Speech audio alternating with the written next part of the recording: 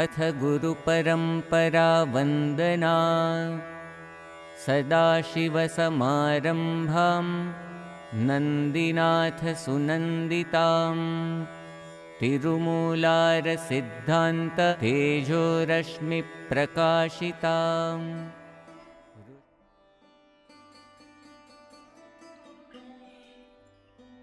In many of my talks over the years, I have spoken about the idea of the secularizing influence of modern universities on our Hindu youth. Surprisingly, almost none of the parents and teachers present had ever heard of this erosive phenomenon. I explained that in the university environment, reason and science dominate, and religion is presented as a lesser subject. Some academics argue that the concept of religion has outlived its purpose and should be abandoned. As a result of years of exposure to intellectual secularism, there is a strong trend among university students to reject the religion in which they were raised. This applies to youth of all faiths, with few exceptions. This rejection takes several forms. The three most common are: 1. Converting to the beliefs of atheism. 2. Adopting secular humanism. Or 3. Becoming spiritual but not religious. The topics of spiritual but not religious and secular humanism have been covered in previous publishers' desks. Here we explore the third outcome, atheism. I personally know Hindu families whose son or daughter has returned from university studies and confronted mom and dad with a statement such as the following: "At the university, I was taught to believe in the scientific method, that everything needs to be provable. There is no proof for the existence of God. Therefore, I no longer believe in God. I am an atheist." Most parents are shocked by such a statement and have no idea what to say or do in response. My advice to parents is to first recognize and accept their offspring's newfound philosophical position. Then later find the opportunity to share more about the nature of God in the Hindu tradition, which is broader and much more mystical than in Western faiths, the ground in which atheism is rooted. Explain that when most people think of God, which the youth has rejected, they think of him or her as a person. This is the view of many academics. However, in Hinduism and other Eastern faiths, God also exists as omnipresent consciousness and the transcendent source of that consciousness. My guru, Veylanswami, described these three aspects of divinity as follows. 1. God is transcendent as the unmanifest, the ineffable, that which lies beyond time, form, and space. 2.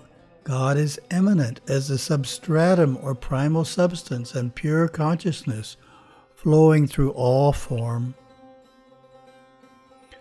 3. And God is also immanent as the primal soul who performs the 5 divine actions of creation, preservation, destruction, veiling, and revealing. Though God is a singular and sacred mystery, we understand him through these 3 perfections. Thus God is far more than a personal Lord.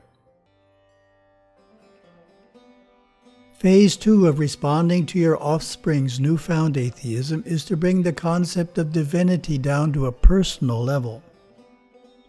We can say, it may seem strange, but you can practice Hinduism without believing in a personal God.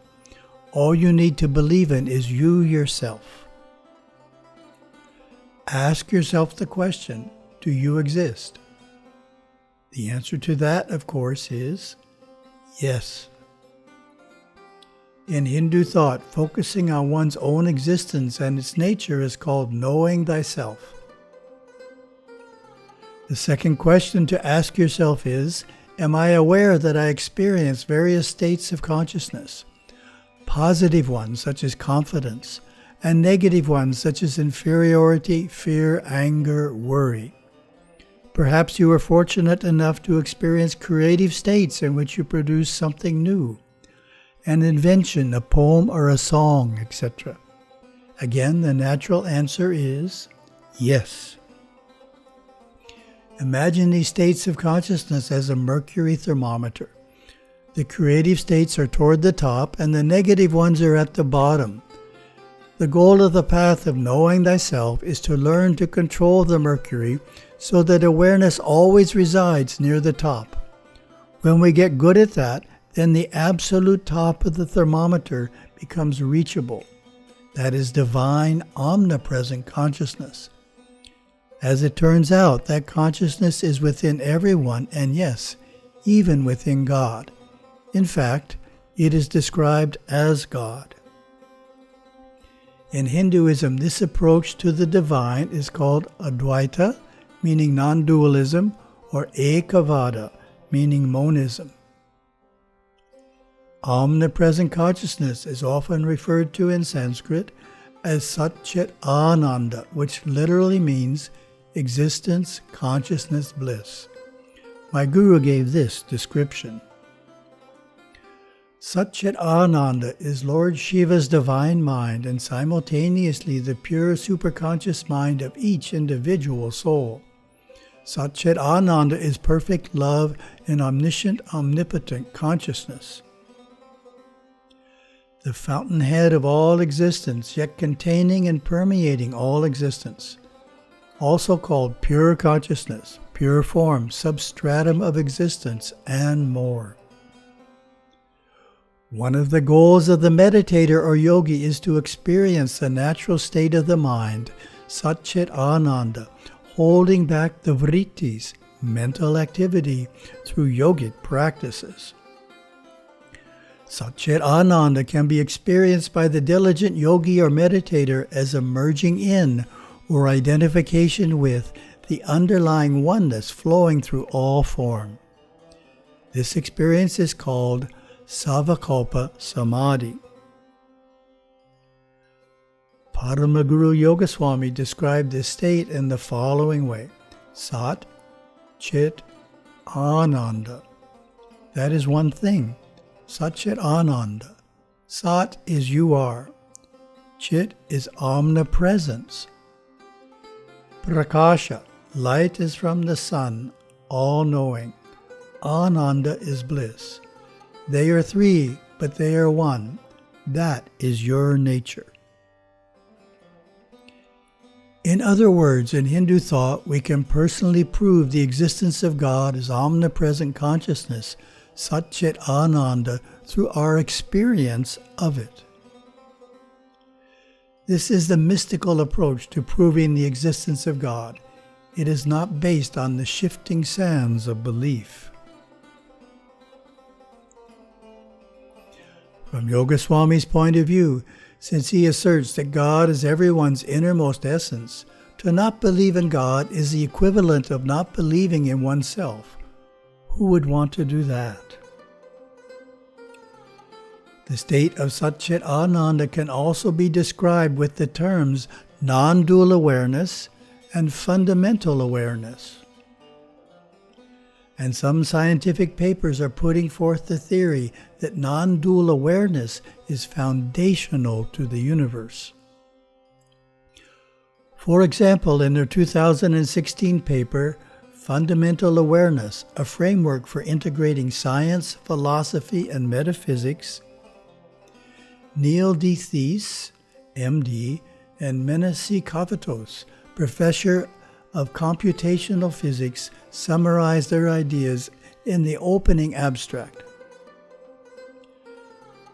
The ontologic framework of fundamental awareness proposed here assumes that non-dual awareness is foundational to the universe, not arising from the interactions or structures of higher-level phenomena. The framework allows comparison and integration of views from the three investigative domains concerned with understanding the nature of consciousness: science, philosophy, and metaphysics. In this framework, awareness is the underlying reality, not reducible to anything else. Awareness and existence are the same. As such, the universe is non-material, self-organizing throughout, a holarchy of complementary, process-driven, recursive interactions. The universe is both its own first observer and subject.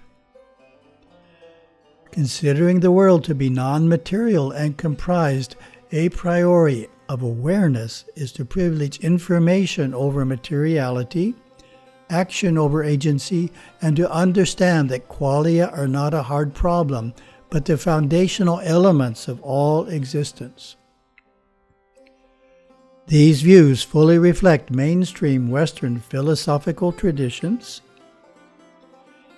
insights from culturally diverse contemplative and mystical traditions, and are in keeping with current scientific thinking expressible mathematically.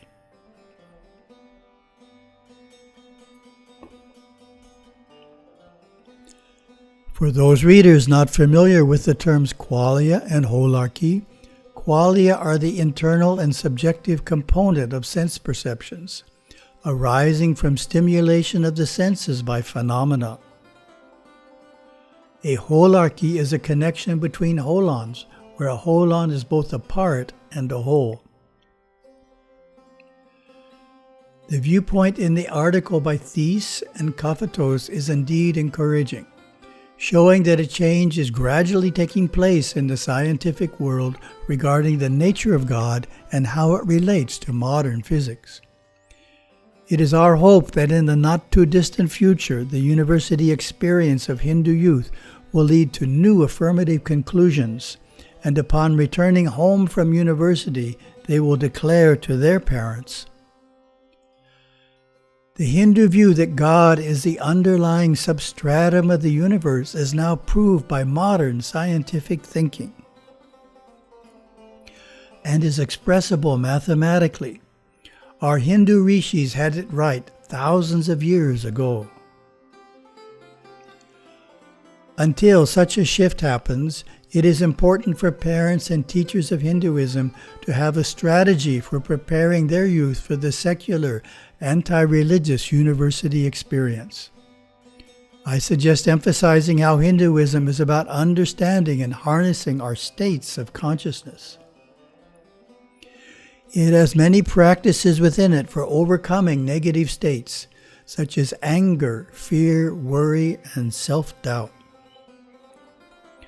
Additionally, it provides meditation techniques through which we can experience the inner happiness and contentment of higher consciousness, which can eventually lead to discovering the one omnipresent divine mind permeating everyone and everything. As stated by a rishi long ago in Svetashvatara Upanishad, He is God hidden in all beings, their inmost soul who is in all. He watches the works of creation, lives in all things, watches all things. He is pure consciousness beyond the three conditions of nature.